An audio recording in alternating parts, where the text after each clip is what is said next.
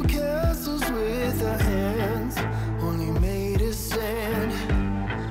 Kingdoms crumble with... G'day, Ross from Firehouse Barbecue. Today we're going to be cooking a Wagyu Pichana on a Jumbuck mini spit.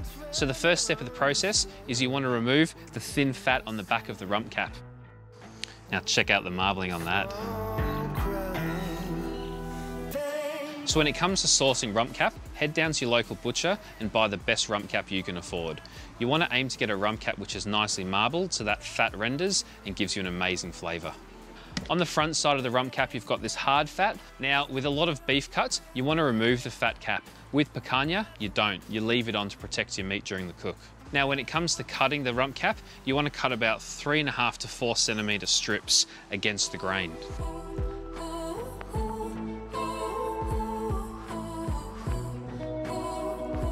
So today we're using the Jumbuck Spit, and what we're going to do, we're going to thread these beautiful rump cap steaks onto your rotisserie rod.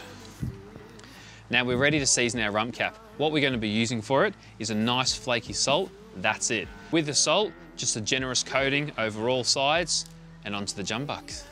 Now to get the jumbuck going, what we're going to do is start off with a bed of unlit Heat Beads lump charcoal and then pour over a whole chimney of hot charcoal.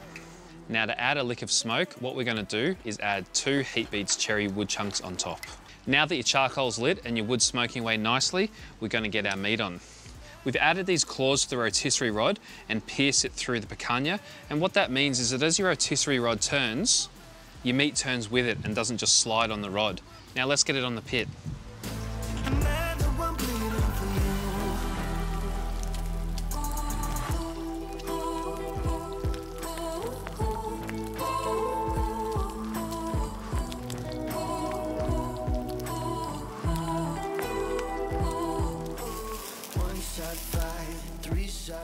All right guys, we've got an internal probe temperature about 135 Fahrenheit. What you want to be doing, pushing it in, make sure you don't hit the rod and looking for that magic 135.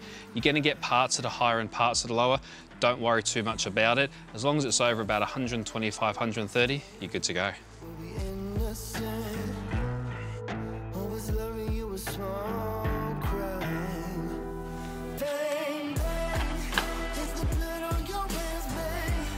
So now that the picanha is done, we're going to slice it against the grain and see how we went.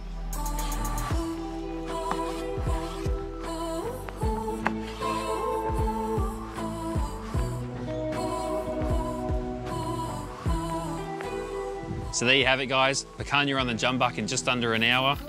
Let's give it a try. Fantastic.